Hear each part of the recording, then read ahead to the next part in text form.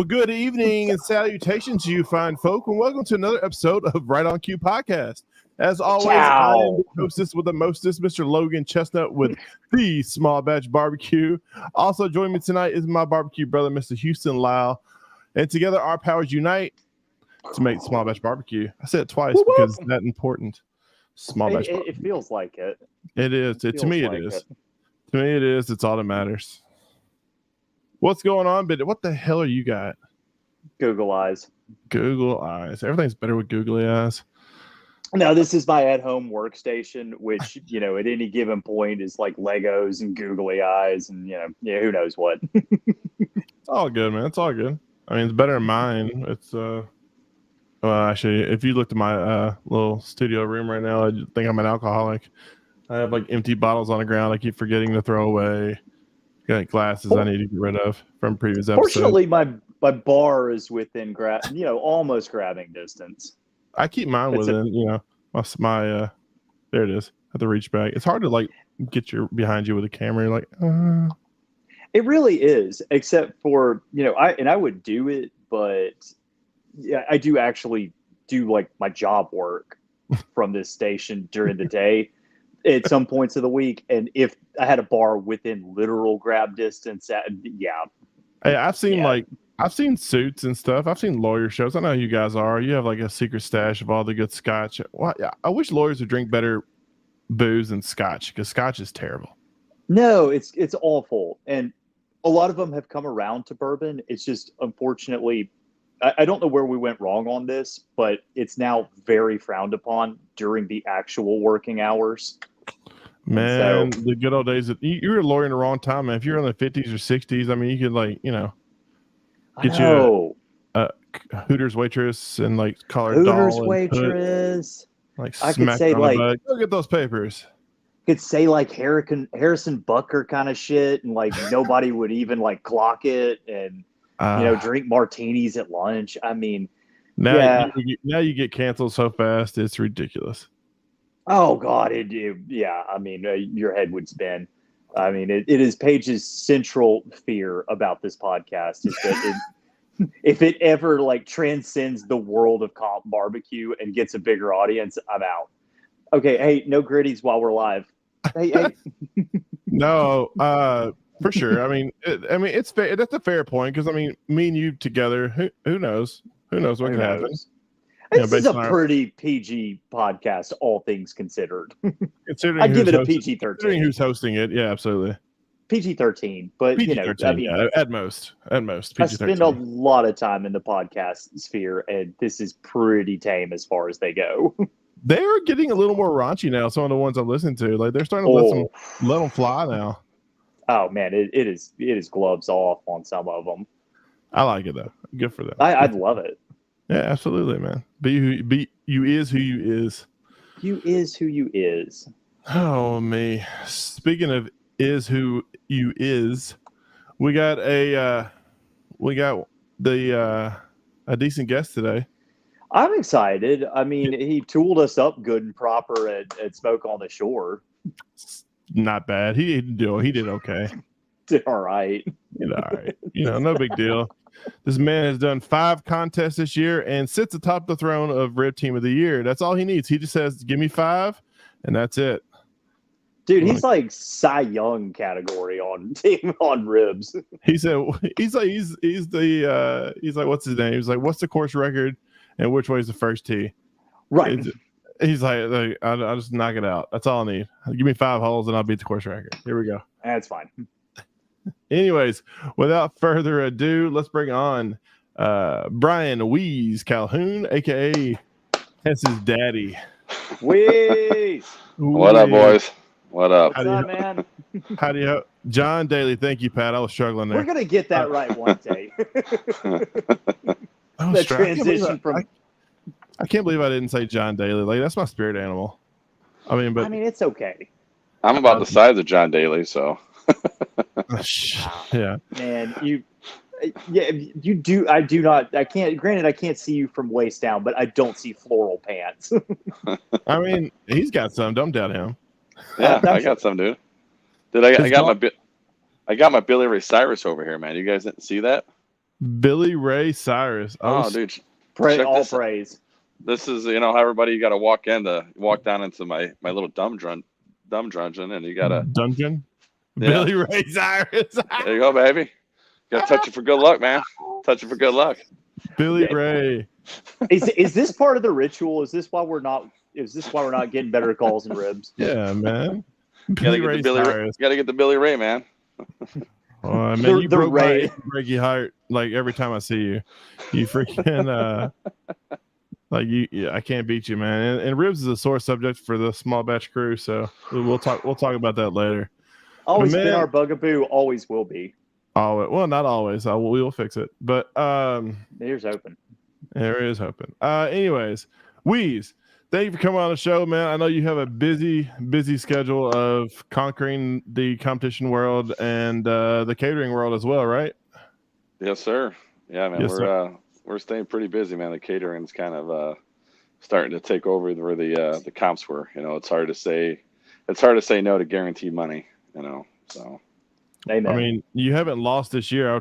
I would almost say competition's been guaranteed money for you. But no, man, let's start off with the most original question of any podcast ever. Tell us your origin story, man. Where did Weeeeeeez's Groovin' Barbecue come from? Well, the Weeeeeeez comes from when I was in high school. My brother hung out with a bunch of musicians, and they nicknamed him Roach. And there was a guy named Troll, two brothers named Tangerine and Orange. No idea where they came up with the nicknames. And then when there's always a dude in there named Zippo. Yeah. Well, we had a guy named Rat because he just looked like a rat. And then they just called me Weasel and shorted it for Weeeeeeez. And then I was a drummer, loved music, and when I was kind of thinking of a name, Weeeeeeez's Groovin' Barbecue kind of came up, and that's kind of what some people liked, and that's what I went with. So I got you, man. Yeah. Have you always been into barbecue, or is this kind of like a newer passion, or when did you start? So I'm 43. We moved into our house when I was 37. My wife bought me a Weber Kettle Deluxe grill. I had never grilled a steak, never grilled a steak before in my life, never barbecue, never smoked, never nothing. And then over about a 1.5 year period or so, I kind of really got into cooking. And then a couple of my buddies, Jeff and John, I tried their barbecue and liked it. Started first time I ever cooked a barbecue, I cooked a pork butt, thought I'd have it done for dinner, and I was outside in my underwear at 3 a.m. wrapping it, and that's I was putting it in a cooler and told my wife to finish it in the crock pot when she got up, and that was my introduction to barbecue, and I realized that it's never done when you think it's gonna be done.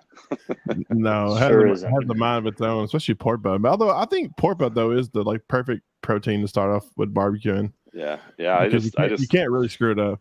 No, very forgiving. I started on the Weber Kettle, and then I used to stay up Friday nights and Saturday nights and watch cooking videos, and the next day I'd go cook, whatever it was, man, shrimp and cheese grits. My family's from the South, so I love a lot of Southern food. So anything I saw I wanted to make, I would just try to cook it. And then I saw a guy talking about competitions on a Facebook page. I went to Kenosha, was it 4 years ago now? I thought it was a barbecue fair. I didn't realize it was a barbecue competition. So I was walking around like, where's everybody? I was just like the people we all get annoyed with now. Like, where are they selling barbecue? What are we doing up here?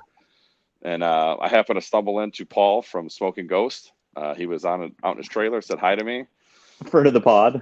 Yeah, we talked for 15, 20 minutes. I asked him a bunch of questions, bought a bottle of his rub, and went on my way. The following year, I went with my buddy Steve Iannarone down to a barbecue comp in Indiana.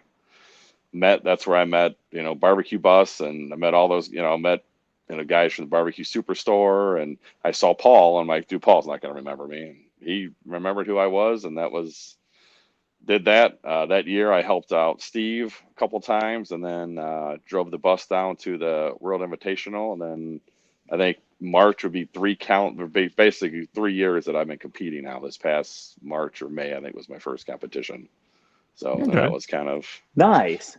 Yeah, so that's kind of how I got into barbecue. I got lucky to hook up with the bus, and kind of was coined my name, the bus bitch, and kind of was a gopher, and I could tell a lot of people, and I know you interviewed Brian, never asked for recipes, never cooked any of their food, just they needed things done, or they needed this, or step and fetch it. Yeah, just any of that. But I got to try really good food. I got to really see what good barbecue is supposed to taste like. So when I started practicing, I already had a pretty good idea of what it should taste like. So. I mean, that definitely gives you a leg up, though. Kind of seeing what a professional, because the barbecue bus. I mean, he's iconic, top tier. Yeah, in the barbecue world, and just kind of seeing the culture and how they approach things, and getting to try their food and stuff. I'm sure that definitely gave you a leg up as far as you're starting in the game. Yeah, absolutely, and don't forget my second place ribs I gave Brian when I flipped his ribs upside down. I know, man. I know. Burnt the shit out of me, Sid. That was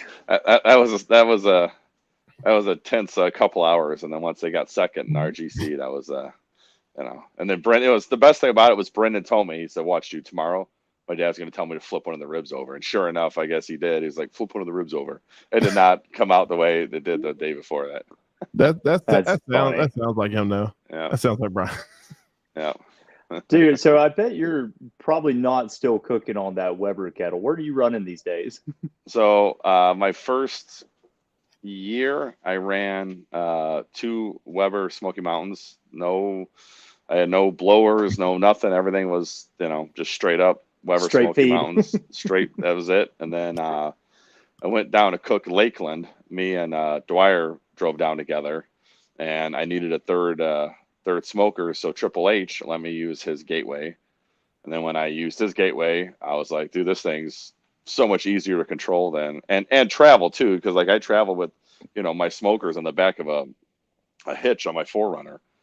Yeah. So the Webers, it took me like 6 or 7 different tries to figure out how to get them to fit without them jumping off onto the interstate. yeah. So I ended up buying the Gateway from Triple H, and then I upgraded to a second Gateway, and then I haven't looked back for competitions for Gateways since, because it's just a lot easier to cook on than a Weber, and a lot easier to move. Yeah, absolutely. More consistent for sure. Yeah, by far. No, so are you you still on Gateways, or aren't you running Huntsagers? Not Huntsagers. Help me out. So I run my Gateways at competitions, and then when I do classes and all my other stuff, I do Hasty Bakes. So I'm on Hasty Bakes, the pro team. But with the way that I travel, I can't fit Hasty Bakes in the back of my car. So it was kind of, we talked about that before I was brought onto the team, that I don't ever post my Gateways, or I'm not sponsored by Gateway, nor Gateway don't really sponsor anybody. So it's that was kind of the deal we had. But when I did my class, I had both my Hasty Bakes out there. When I do pop-ups and stuff like that, I'm cooking on the Hasty Bakes and stuff. So I'm liking them. I've next year I'm considering moving over to cook ribs on a Hasty Bake, but right now I'm not changing anything. It's there's no reason to change it. What are you using? Legacy? Man. I think you should just try different things. I think you should just try different things. Just get experimental. Yeah, cooking in a crock pot next time. Hey, man, you don't want to. Hey, you don't want to lose to someone cooking in a crock pot, do you? I will win. I will win any way I possibly can, dude. Anyway, it's fine. Shots fired. Anyway. Or should I say you don't want to lose to a guy cooking ribs in a crock pot? Oh, you know what? I still probably will. Now, chicken, I hold my own, but ribs, you probably still got me. Just do some McRibs in a crock pot. Yeah. I got the Roughnecks is what I'm cooking on. Oh, nice. So, yeah. It's a good looking grill. Nice, dude.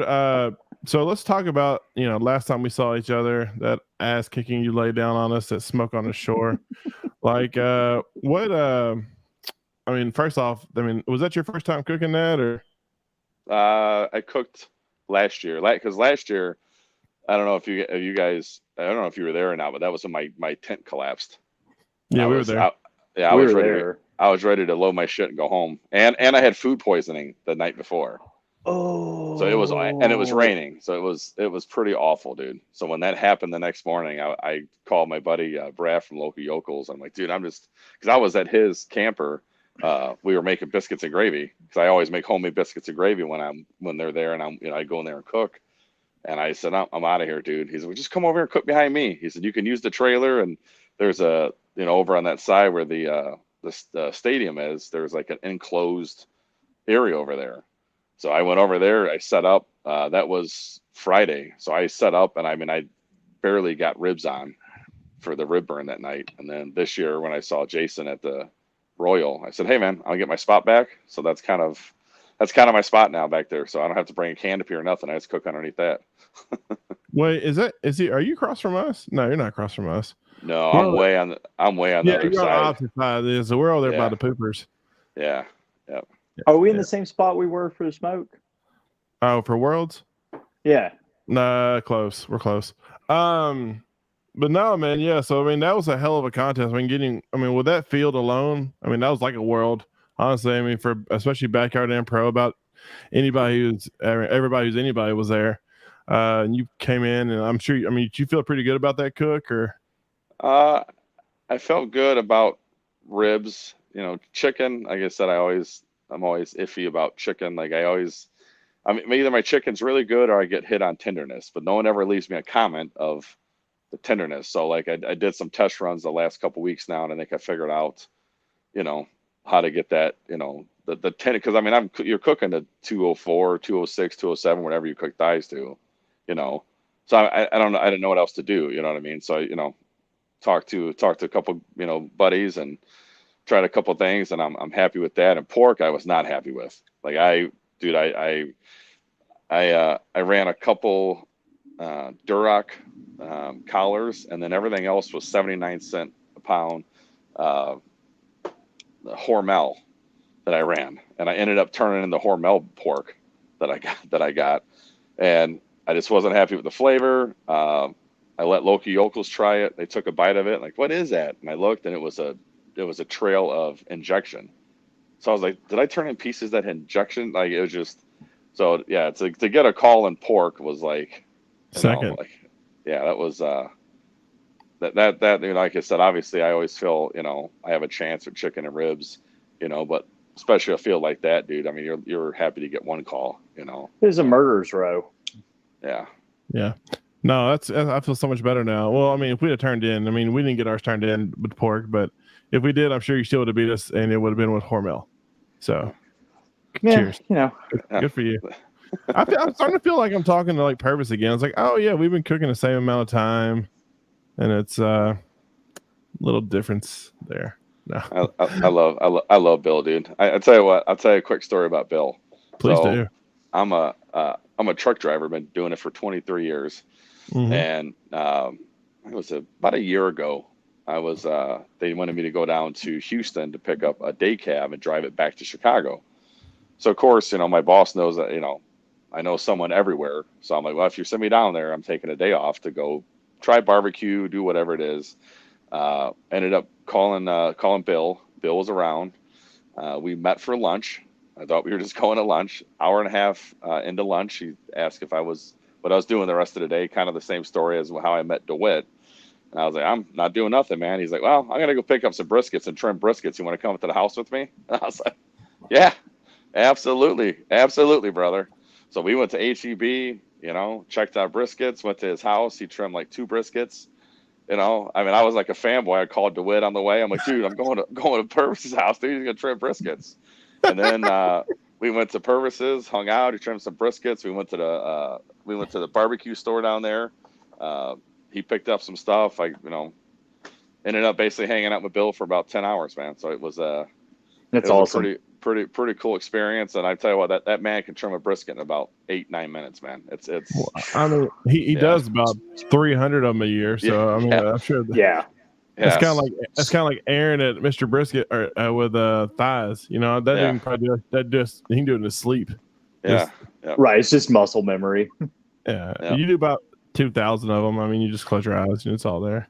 Yep. But, So, well, yeah, that's so cool, that's man. kind of, that's my story about Bill getting to hang out with him down in Houston. So, I mean, obviously Bill's come on the show, but I'm excited. I saw he's going to be at Worlds, so yep. get to meet him and Brad officially and a bunch of people. So I'm looking forward to. I mean, I'm almost looking forward to that more than I am the contest itself. But it's always that what if. It's like for me, it's like I'm playing the lottery. It's like what if that lightning struck in a bottle.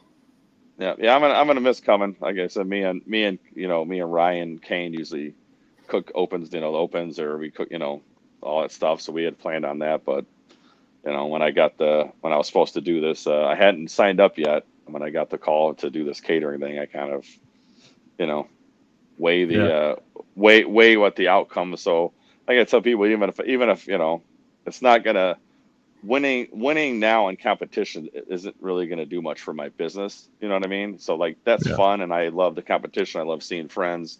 I love doing all that. But like most of these people out here, even if I say I'm a competition cook, they said, "Oh, that's cool." They don't ask. They don't.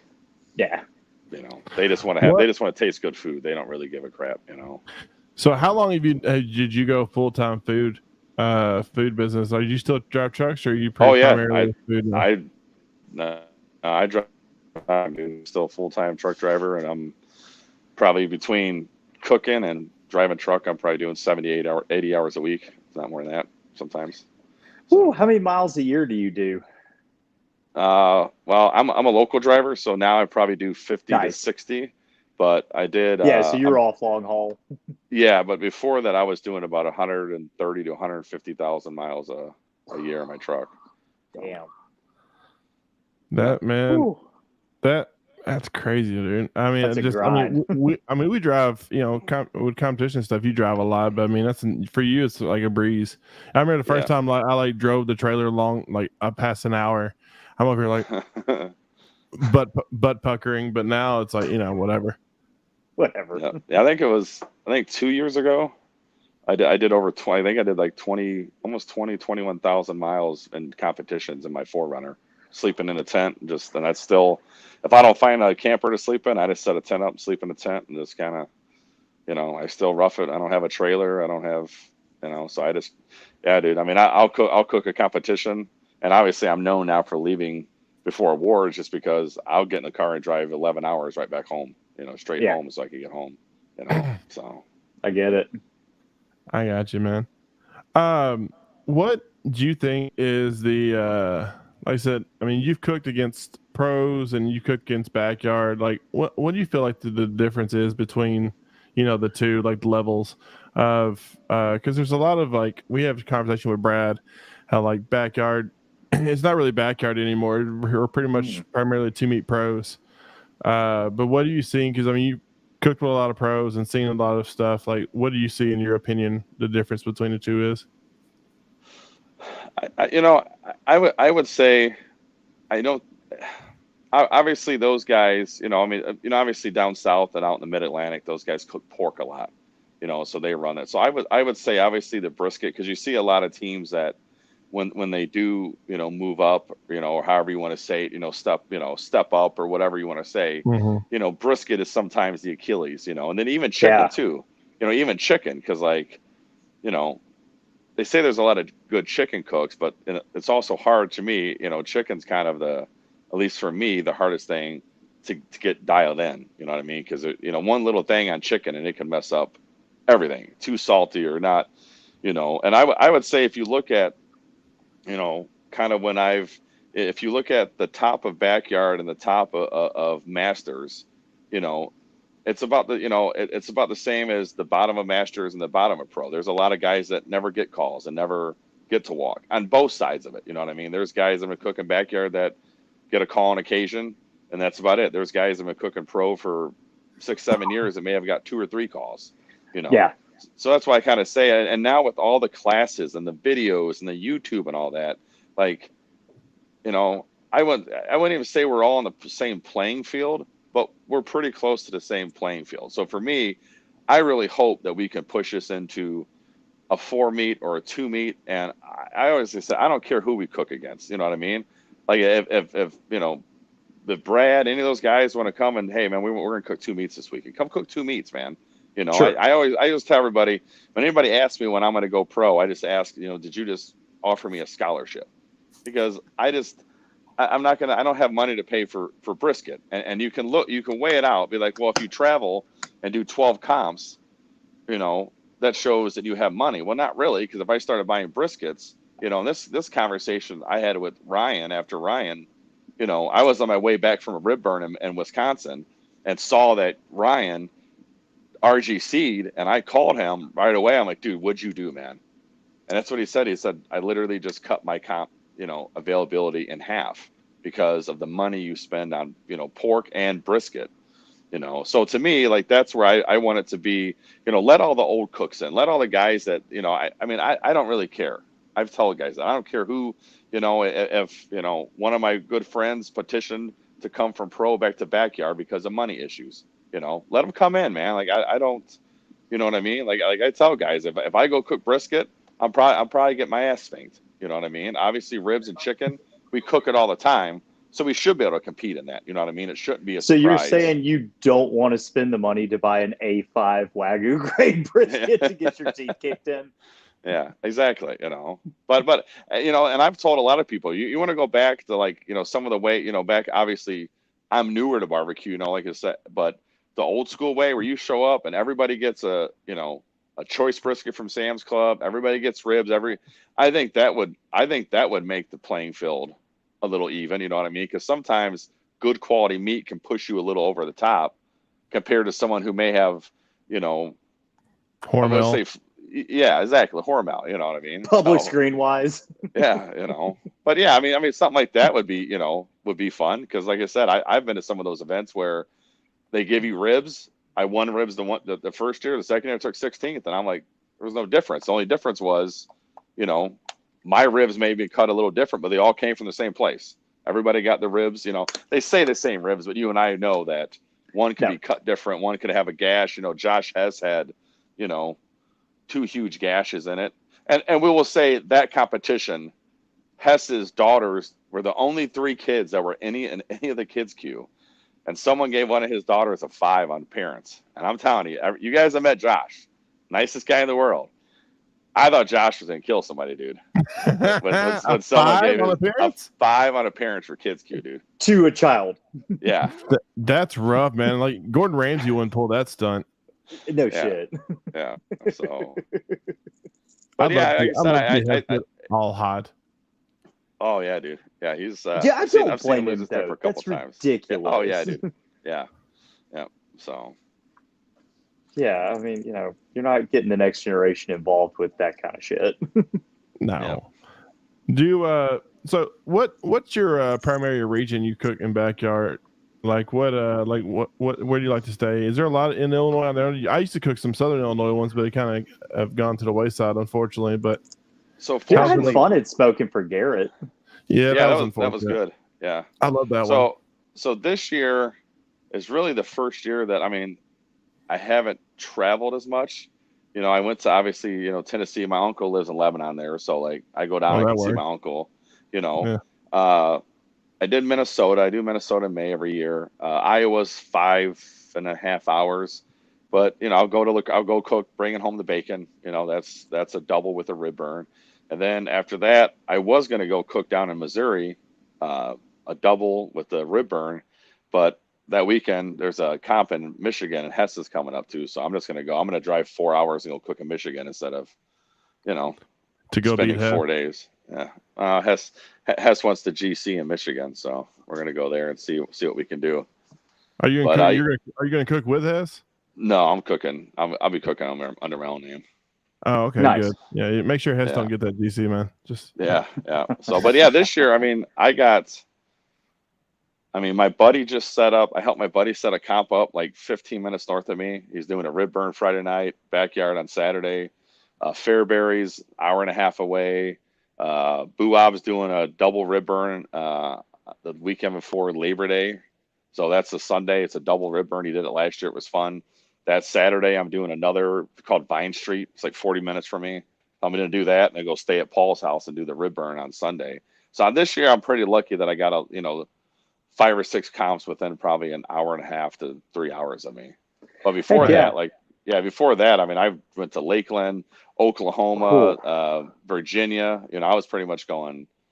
I was going everywhere to cook. I went to Alabama. So I just get the car some of those are a stroll for you. Yeah. What do you think about the Alabama cooks, man? That's our ballpark, man. I feel like that's half the ones we do are down there because Alabama's just got 15. They're all backyard all down there. Yeah. I wish I lived. They have so many backyard cooks.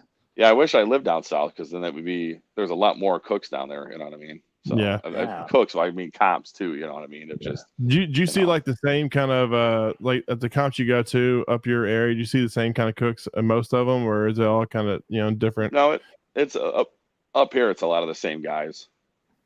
It's a lot of the same guys. And I used to tweak my recipe when I traveled and stuff, but I just stopped. I mean, it was a running joke between me and Ryan because I'd call Ryan, I did this and I changed. I mean, the year that 2 years ago when I chased, I mean, I think I was back and forth, first in ribs. I think I finished second and 10th in chicken, but I would change my recipe like every week. At one point I had like 7 different things in my rib sauce, and then like you start changing stuff and then you get away and then you don't know how to come back, Right. So you get too far away. Yeah. So the last 2 years, I've just kind of, I've stayed pretty steady. I made one change, and 2 changes to ribs.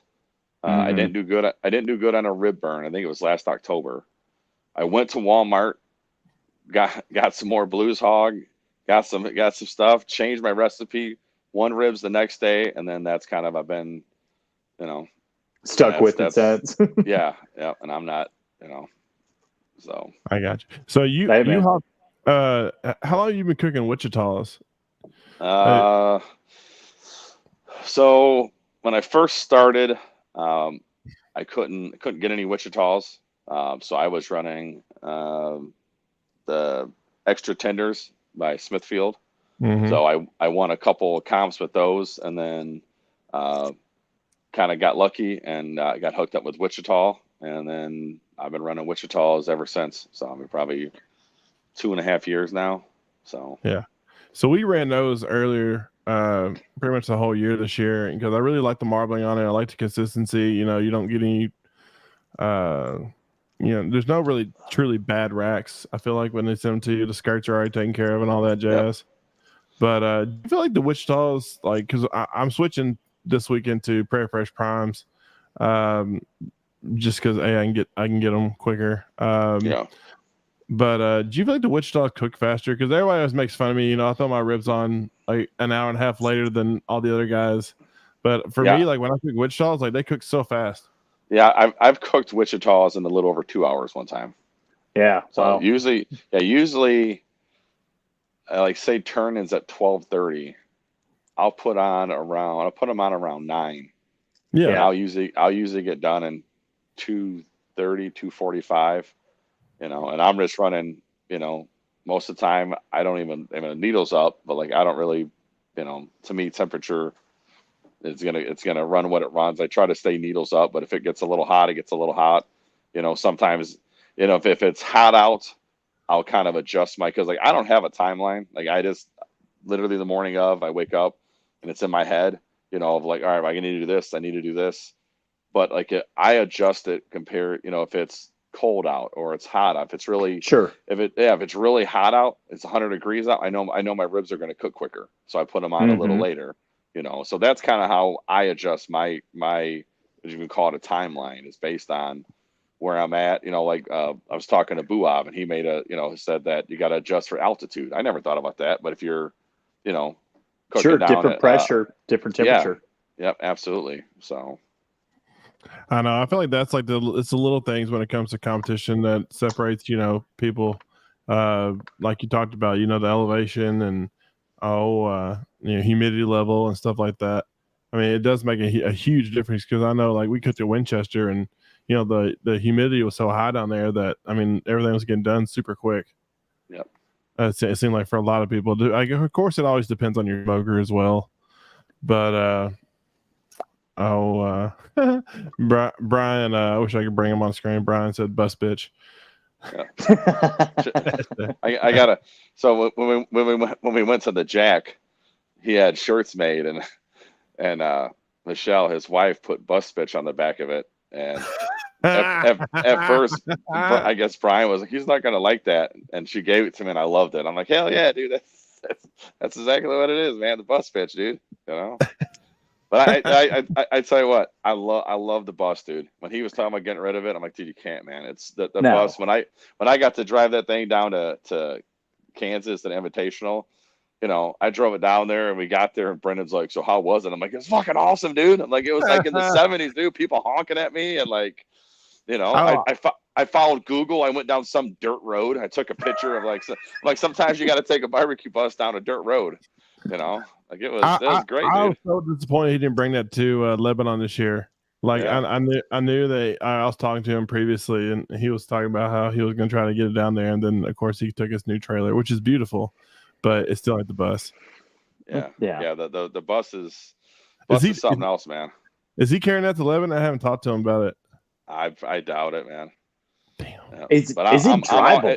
If it's drivable. I mean, if he's still listening, I mean, I haven't said I talked to Brian a lot, but I'm always willing to drive that thing, dude. That thing's incredible, dude. So, and it's got the bus mojo because he brought it out to Belvedere when we used to cook Belvedere. I think that was my third KCBS comp, and he brought that out, and pretty much I had run of the bus. I slept in there, I prepped in there, and I think it was 40 plus teams. And I first chicken and first ribs there. And that was kind of when we started the hashtag bus mojo because I cooked out of the bus, and I'm like, I have to buy this thing, man. That's what you need, man. You need to buy the bus from him whenever he gets rid of it. Yeah. Take up the mantle. Pick up the mantle.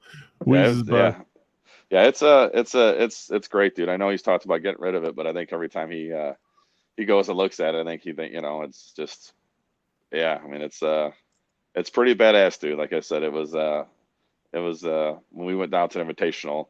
I left. I was driving it back. I left the night after, and they were hanging out, and they got their awards and all their stuff, and I got up to Iowa, dude, and this thing, like the lights started dimming on it. And I mean, this is a Saturday, dude, it's Saturday night, bro, like 11:30, midnight. I pull into a truck stop, into a fuel island, this little tiny truck stop at the state line of Illinois and Iowa and Missouri. And dude, I turned it off and get out, I'm looking, it won't turn back on, dude. Oh, it won't turn on. And I had to call them, and they're like, what's up? I'm like, bus won't start, dude. And we had to get it towed. So some guy charged Brian, something crazy. It had about thousands. $800-900, $1,000 to tow it, like 12 miles. He got there, and obviously I couldn't sleep in there. This was November, so it's 30 degrees out. I felt like planes, trains, and automobiles. So I'm walking through a field to try to go and get a hotel. The first hotel I go, there's only 2 in this town. The first hotel was full because it's like some kind of hunting season or something. So I go to the second one. All they had available was a suite. So I got the suite, and yeah. Then the next day they rolled up. We got the bus jumped and going, and we got into Iowa. And we got south of Des Moines, and I called Brian. They were behind me in the Mini Winnie, him and Brendan and Caitlin. I'm like, dude, it's not going to make it. So we pull into another truck stop, and Brian was like, we'll just drive home. I'll drive home. I'll come back and get it fixed. So I looked up, and there was a diesel mechanic, and this is a Sunday now at like 11 o'clock in the morning. So I said, let's drive out there. So we drove to this house. This old lady answers. And I said, yeah, I'm looking for whatever the guy's name was. And she goes, oh, well, let's go. We walked to the back of this garage. This guy's out there stripping copper. And Brian's with me. So he's like, yeah, I got a, whatever it is, 90 something, whatever the bus is. And the guy's like, huh. He's like, sounds like it needs an alternator. Dude had a brand new alternator, dude, in this huge garage of his. So he went out to the truck stop, replaced it for us, dude. I think Brian gave him extra money because he charged so little to do it on a Sunday for us, dude. Wow. Got it run. Yeah, got it running, dude. And I think we got home at, I don't know, dude, 9 o'clock Sunday night, dude. So it was like a 25-hour trip to get the bus home. So that's a wild story. Yeah.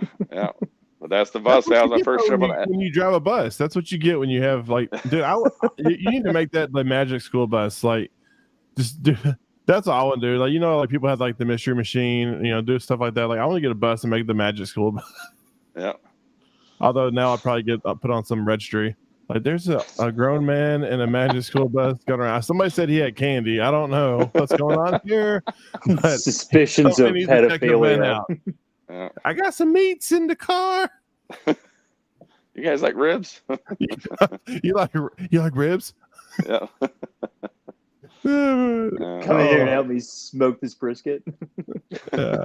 I'd be attracting like old men. I wouldn't do no. I wouldn't get no kids. Like, you got some candy? You want some ribs? You want to take a private cooking class? Oh shit! Chris Speaking of which, out the emergency exit. Hey, have a seat. Speaking of which, did you do any of them? Have you done any classes? So I did. I went down a year ago, March, when Casey Grilling Company was still around, and we did a backyard boot camp as DeWitt, Nice. Jeremy, Ryan, and myself, and it was really cool, man. Like we had people apply. They went through and picked out. They wanted newer teams, 1 or 2 cooks, and of course Hess applied for it. You know what I mean? Like, so we brought, I think, 20 teams in. And Friday night, we went through, me and DeWitt did ribs.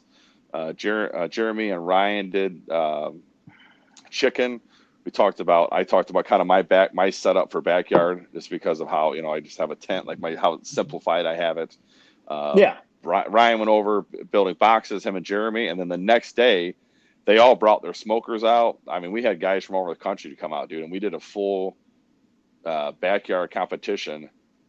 And the parking lot of Casey Grilling Company, we had judges there, and I mean, we ran it like a real comp and gave them guys feedback, and it was really cool, man. It was really, and the coolest thing about that was when I went to cook Memphis last year, I went down and cooked the rib burn that KCBS put on Beale Street. Yeah. And the guy that I lost to by half a point was Battle Q, Josh. He took our class, or Battle Brothers. So he beat me. So it was kind of cool to have a guy that took our class beat us. But besides that, I did a backyard class at the local brewery that went over really well. And now I have a buddy that's got a private kitchen outdoor area. We're talking about doing some brisket classes and ribs, all backyard stuff, all straight up, nothing, no competition stuff or anything like that. So you haven't taken anybody's classes yourself? You just kind of figured out your recipes on your own and everything? Well, that and talking to everybody in the world, like I gotta tell a lot of guys, dude. I mean, people will tell you stuff. They're not gonna tell you everything. You know what I mean? It's like, when I first started, I don't really drink at comps. I just sit around and listen to guys talk, man. Like I said, you can pick up little pieces here and there, and you pick up so much. Yeah. So, but no, I've never straight up taken a class and all that stuff. So nice. Well, you want to plug a class, Logan? Yeah. Well, I mean, like you said, check out the Bob and Mo class coming up here June 15th. Get signed up now. In Murfreesboro, Tennessee. No, but move on. Speaking of putting on a class in a clinic, man, I think I would not do my listeners a service if I didn't dive in a little bit to the ribs. I'm not going to ask you obviously anything specific per se, but any little tips and tricks you could wouldn't mind sharing with the class, like for your ribs. Obviously you run Wichita's. Do you like a certain weight or on anything on your ribs or? No, dude. Honestly, he gives me a case of 12. I cook all 12. I don't. They could be, obviously I would say 90% are good. Some are in between, but I still put Wichita ribs up against pretty much anything, and they've obviously done well for me. They've done well for Brian. Smoke freaks cook them, So yeah, I mean, when I won the rib burn in Minnesota, I think I didn't want to open up a new case of Wichita, so I had 2 Wichita ribs, I think a Prairie Fresh, and I ended up cooking a Compart. I had 4 different racks of ribs that I cooked. So, and I know the front 4 were the Wichita, and I think the bottom two, I think 2 were Prairie Fresh and 2 were Wichita. So, because like the com part were not, they were decent, but it was a leftover rack someone had that gave me. So Shiggin and Grinning gave it to me because I had one of my Wichita ribs. They had 2 shiners on them, and I didn't notice that till they're individually cryovac. So I don't trim them at home because I don't have to re-cryovac them and bring them. So use that as trim on site because they're pretty much ready to go for the most part. Right. You know, so. No, I got you. And you like for your injection stuff, like if you don't mind me asking, like, are you one of the like Hess says, do you really like brat them or sausage them or really blow them up, or do you kind of? Yeah. I do 3 pokes. In the hot dog them. Hot dog them, yeah. I do 3 pulls in the back, and I mean I don't even know what setting it's on. I just go until they look good, man. I mean I feel that I've gotten, because a couple of years ago I was getting a lot of mushy. So I think I had to take out, I think I had too much, I don't even know if I have phosphates in there now. I don't even think I put phosphates in there now. I was putting a bunch of phosphates, and it was just making them, I thought they tasted good, but they were mushy. They were very, the bite was good, but they were very, I don't know their word besides mushy, but they were, Sure. I got that. So I kind of took out the phosphates on them, and I run, then I'm running the butcher's pork, I like running that stuff. So for chicken, I like Butcher's. I've been doing Butcher's injection, the honey booster for chicken, and then I've been running some of the Peep Show. So Peep Show, man. Good stuff. Yeah. Not bad, man. This stuff's not bad. Not bad. No, man. And I'm starting to try to do it more often, especially like with chicken and stuff. But do you blend your rubs together when you apply it to your ribs and stuff, or do you individually layer them? No, I weigh everything out by ounce. So all my rubs. So all my rubs are weighed out at home. All my sauces are weighed out. Everything's by the cup, tablespoon, whatever it is. So that's all. When I get to a comp, everything's ready to go. The only thing I don't, is probably my wrap. What I put in my wrap, and I would say one of the big things that I switched to for my wrap was Heath Riles' new cherry apple hob. I was using Texas pepper jelly, and when I got when I tried Heath's new stuff, that was kind of I was done with the Texas pepper jelly, and that's, I would say that's been huge for my ribs too. So that's why I haven't tried his stuff yet. I mean, I know that he he came out those glazes this year. Was this year or last year? He came out with 3 last year, and then this year he just came out with the 3 more, I believe. Yeah, I went to the Missouri thing. I wanted to try them. I just hadn't tried them yet. I'm sure they're amazing. I mean, all his stuff's solid. That guy's he's got a rub and a glaze for every flavor of the rainbow. So I mean, I'm sure. No joke. Yeah, his stuff's great. I just did my first shrimp and crawfish boil at my buddy's house last minute. We were doing a hog, so we did that, and I used his jalapeno garlic. I used a Creole. It's like I said, his stuff is most of it, like I said. Yeah, I don't. Even his Simply Citrus. I know people have mixed reviews like that. Dude, take that Simply Citrus and put it in some pico de gallo. Oh wow! Okay. Yeah, dude. Yeah. So like we did a big event. I think we served like 700 tacos, and that was one of the things I put in all the pico de gallo was the Simply Citrus. My buddy makes really great homemade pico de gallo. He was like, man, it's missing something. I said, grab that, put some of that in there. And he threw that in there, and he just looks at me. He's like, oh yeah, dude. So since then, it was kind of an accident. We needed something, a little salt, little something. So instead of just salt, we put that citrus in there, and it's been great with any kind of Mexican dish that I do. So, dude, I love doing that kind of stuff. Like, have you? So I'm a big Greek. I love Mediterranean food and Greek food. Have you tried? Killer Hogs. His Opa is a Greek rub he has. Yeah, so take a Greek rub, put them on some chicken wings. Oh, nice. Smoke them, do a flash fry, and then make a homemade tzatziki sauce for them, and try that. So good. Damn. Yeah, dude. I did. So check this out. Logan, I'm out on this tournament this weekend. I gotta. I got to do some things with chicken wings. Things with chicken wings. No, I'm kidding. Speaking of funny. So this past weekend in Winchester, they had a taco contest, and I didn't want to do it. To be honest with you, I was just like, whatever. I was cooking by myself, and I'm like, I just don't want an extra thing to do. It was mandatory. So there was a fair going on. I was literally going to walk over to the taco stand and like buy 6 tacos and just buy tacos off the fair and just say screw it. Pull a Chris Schaefer and just buy the tacos. I probably would have won. So they give you this taco meat, and I'm like, I don't want. I'm like, I want to do something I want to eat, And I was kind of craving some Mediterranean stuff, so I bought chicken strips, and I got hummus and tzatziki, and all the good stuff. And I was making like little Greek wraps for my taco entry, and they were really good. And they're like, you gotta use the beef. I'm like, I don't use this. Ain't gonna like go with my Greek stuff. So I literally like, I got a little bit of the beef in a the aluminum pan and warmed it up and got the grease, and I literally just tossed the chicken in the grease and was cooking it in there. I was kind of like, comfy or whatever, the chicken. And apparently the judges didn't like that idea. They DQ'd me. What? I'm like, this is bullshit. They didn't go for the confit. Chicken confit. Yeah, Greek chicken confit. I was trying to be confit. I said, man, I said a redneck's house saying that. But yeah, no, they didn't go for it. I was pissed. I'm like, these things are delicious. I don't know what the hell you're talking about, but I hate ancillaries. I just because I really truly try.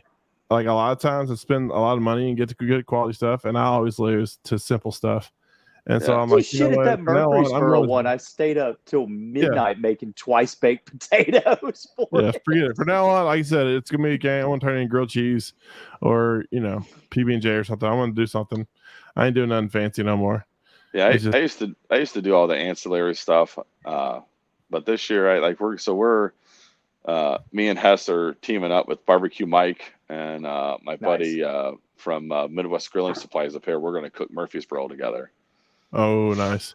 Yeah, so we're going to go down, and I know Hess likes to do ancillaries, and you guys do whatever you want to do, man. I know Robbie wants to do, they're doing, they got fish. They give you fish for free. They got tacos and wings, and this year I've kind of taken, it's just like, I do a lot of stuff. I guess I learned from, the bus. I don't stay up late. I don't stay up late and drink. I don't do that just because I feel like it's going to. I'm already nervous enough as it is cook night. That I don't ever sleep.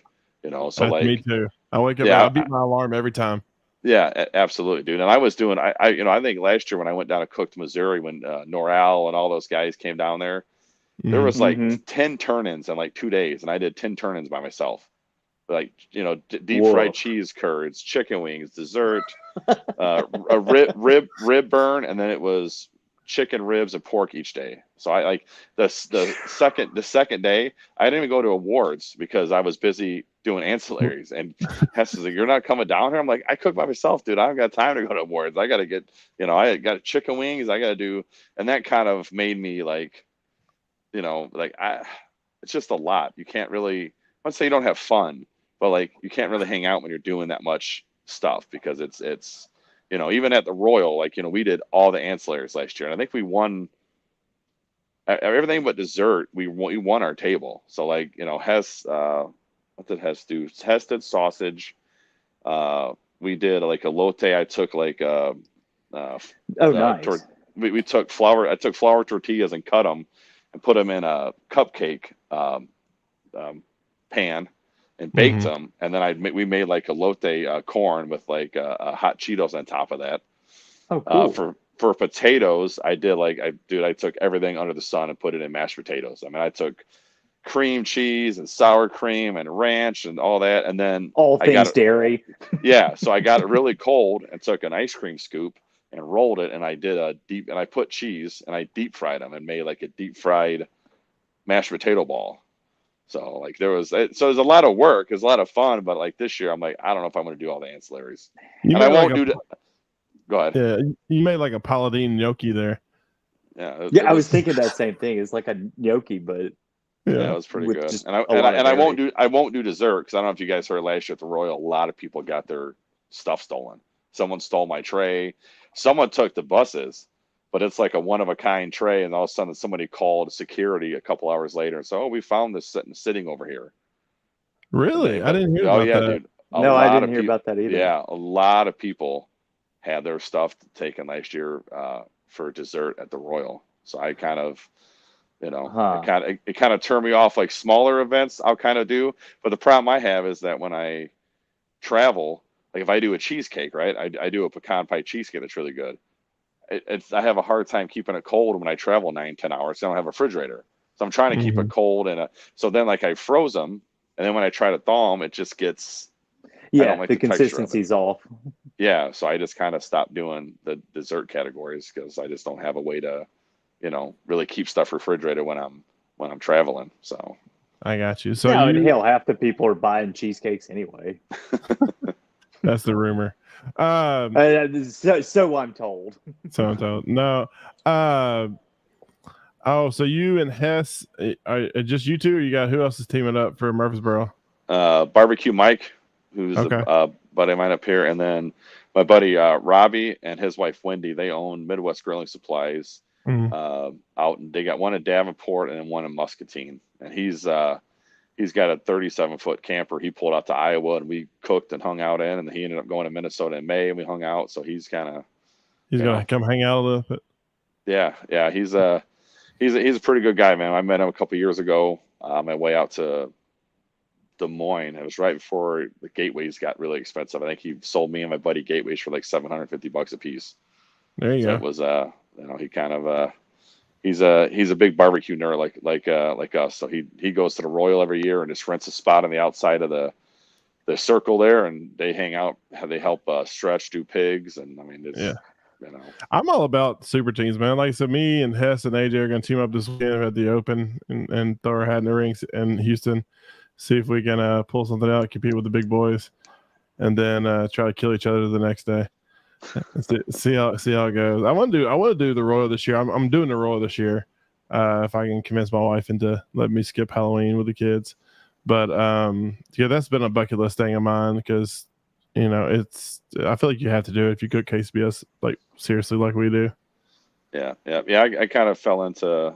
There was a team that was supposed to cook last year, kind of part of the JDQ compound, and they last minute couldn't come, and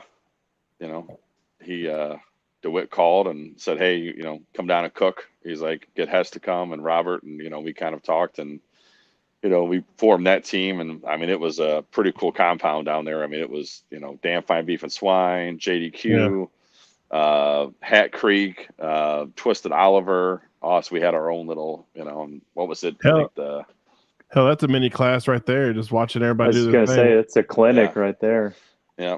So, man, you've got some big names you're calling out, though. Like, I'm interested to hear, like, who is on your meat Rushmore? Like, who's your go-to for, like, success when you think of it? For barbecue. Of guys that obviously. Like guys that I know personally, I would call friends, or just in general. In general, man, whatever you want. I mean, obviously, if you're going to pick four guys, you got to start with Darren. Darren's Smokey D's. Yeah, I'll tell you, when I cooked in Iowa, I'd never been to Smokey D's. So that Thursday we went this past March, and when I was there, I never realized how much that guy won. I'm looking at Houston Rodeo, like in a calendar year, that guy got the rodeo, he got the Jack, and the Royal, dude. Not bad. Like I was walking around. I didn't even care about the food at that point. I was just like, God damn, man! Like this guy, like and to be as just nice as he is, man, and just a great guy, dude. So I'd say Darren. You definitely got to throw Brad up there, dude. Brad's kind of, Brad's Tom Brady of barbecue. Yeah, absolutely. He's doing it. You got it. I mean, I don't know any of the old cats, so it's hard. It's hard to. Well, like I said, it's just your personal preference, man. So and obviously I'm gonna throw the bus up there just because of they've won a lot more than a lot of people. You know what I mean? And just kind of you know, and just just the crazy things he comes up with, dude. The new chicken trays and all this other crap, dude. It's just like, you know, not only just cooking, but the things he just, you know, it's like, I mean, I think I'm like everybody. Every time something comes up, he's got a chicken tray. Like, I guess we got to buy that now. You know, I mean, it's, you know. No, I don't think anybody'd call you out for adding that name to the to the mountain. Yeah, and then I'd probably have to say Purvis, dude. You got to throw Bill up there, dude. He's been on just. I mean, he's a tear. He's been on. He's a new kid on the block essentially, but it feels like he's been around forever. Yeah, and I would say Purvis because he's doing it in all walks of KCBS, you know, CBA. I mean, he's kind of winning. Sure. That's got to be hard though, like for tenderness wise. It's like, you know, because it's hard to, you know, perfectly nail KCBS tenderness, and then you go to see. Of course, I haven't cooked CBA, so I don't know if you just mush it out, but I'm sure there's, you know, a technique to it because I mean the same guys that are, you know, winning every week are still the heavy hitters for the most part. It seems like. But you're right. He wins what he pulls up to. Oh yeah. Yeah, and I'll throw two more in there. I would say Bua from Ghost is a great great ambassador for barbecue, dude. You couldn't ask for a better ambassador from him. And then you got to throw my buddy Grant from QU in there. You know, I mean, he lives 10 minutes. You know, 10 minutes from me, dude. And it's when he won the Royal the second day. DeWitt and Kane were driving home, and DeWitt called me. He's like, "Man, who the hell is QU?" And I was like, "I said that year." Yeah, and I was like, "Dude," I said, "he cooks 8 to 10 comps a year. He'll GC 5 or 6 of them up here, dude. I mean, he's you know, he's what's up." Yeah, he's been an executive chef for like 30 plus years, dude. I mean, he's just a humble guy, quiet guy, dude. Like I keep teasing him every time. You know, we were just over at his house for his son's birthday party. I said, "When you ever gonna do a class?" "No, dude, I don't do a class, dude." Like he's like, dude, he could have made so much money that I would have announced a class like the second day. I went to Royal like, $1,500 a person. Yeah, and he would have sold out in an hour. Yeah, yep. But no, he's just he's a humble guy, dude. Him and his wife are great people. So we're actually going to Dave Matthews with them next month, the 22nd of this month. Oh, there's a throwback right there. Yeah, so we're going up to Alpine, and he's super excited because I'm the designated driver. So I told him, "You guys drink, do whatever you're gonna do." So now I told a couple buddies that he's going with me. So now like 6 other guys bought tickets because I'm like, "Yeah, we're gonna be cooking some food." He's like, "Grant's going with you?" Like, yeah. He's like, "All right, we're gonna go up there. What are you guys cooking?" You cooking your ribs and brisket, maybe? I don't know. Who knows? Yeah, How about the chicken? Just let me watch you do it. Yeah. Yep. Dude, I will buy him Dave Matthews tickets if he teaches me teach me his ways. Tell him I will try to make that happen. I will let him meet Dave. Well, man, that's awesome. What do you got lined up? What's a goal for this year? I mean, dude, I just started this year just wanting to cook comps where my buddies are at. And I enjoy, you know, so I would say the early rib success I've had was kind of definitely a surprise, you know, so I think that's a plus for the year. And I just feel like now, like, you know, where I'm sitting at right now, I'm like, I can just be done for the year. You know, like, I don't even it's not about, I wasn't chasing points none of that. Just like, I just want to go out and cook good food and have fun, you know, but I would say that, I mean, comp is definitely taken a back seat to the catering, man. You know, like I've just and I'm cooking a huge beer festival up here for More Brewing, like 1,500 people. I got picked up for that. Just kind of. What are you using for that? Like, what grill are you using for 1,500 people at catering? So there's gonna be about 6 food trucks. I'm the barbecue guy, so I don't gotta cook necessarily for 1,500, but let's say 300 or 400. Dude, I do a lot of that stuff. I got 3 Gateways, 2 Weber Smoky Mountains, and 2 Hasty Bakes, dude. And you got an army of charcoal cookers just rolling. I roll, dude. I mean, I do rolling coal, baby. I do a lot of stuff ahead of time and just reheat. You know what I mean? Yeah. You do a lot of that. Yeah, you know. So I'm doing a big wedding. At the wedding, I'm doing a whole hog. They want like 6 briskets. You know, like. I do all kinds of stuff. So like kind of when I start getting that stuff. How much that feeds? What's that? I said, a whole hog and 6 briskets. I mean, they're having like 500 people there. I mean, yeah, like 150, I think 175. I'm only cooking like a 75-pound hog. So there's whole still, there's though, not man, like that's a lot of. That's a Yeah. huge. Yeah, I don't know. Yeah, they got like 4 sides. They want chicken, sausage, the jalapeno cheddar sausage. So, Hey, whatever, man. They're paying for it. Cook it all, dude. I don't care, man. You pay for it. I'll I'll smoke it. Yeah.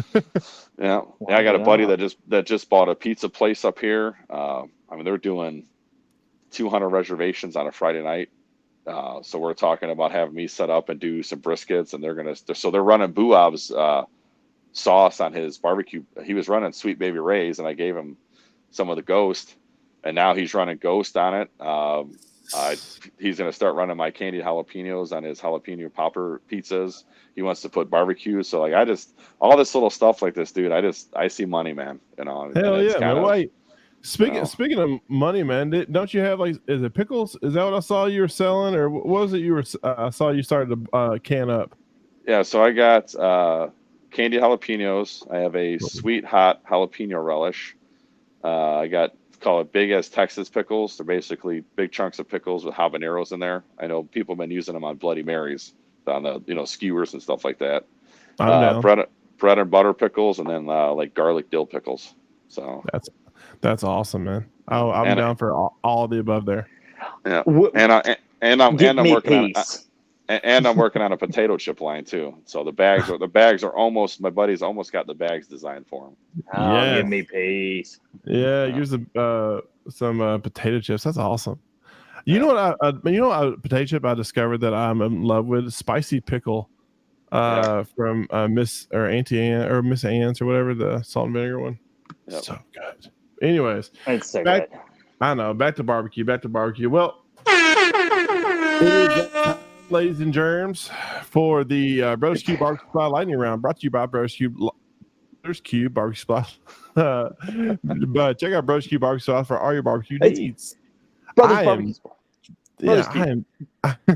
am terrible tonight, man. Wacky arm inflatable arm, man. Wacky arm inflatable arm, man. You're a butcher tonight. No, I know, man. I know. No, buddy. So this is the time of the show where we ask you just a base list of questions. Keep it simple, keep it sweet, and here we go. So, what is your favorite thing to cook at home? Brisket. Love it. Okay. All righty. You're gonna do a beach or a mountain vacation? Mountain. All right. What is one thing you always have in your trailer when you cook and you cannot set your thermometer? I don't have a trailer, so nothing. What is one thing you bring with you to all competitions? My tent. Your tent. Checks out. I was hoping you'd say like a teddy bear or something. My teddy. Well, I do have all my little figures that I bring with me that my son says are scary. So when anything that's scary, I take it out of the house and it gets set up at my competition. The tchotchkes or whatever. Yeah. All right, man. I should know it by now as much as I heard it, but what is your walk-up song? I'm a Barbie girl. All right. Aqua. Respect. All right. Respect. Of all the rubs that you've tried, which one's your favorite and which one do you like the least?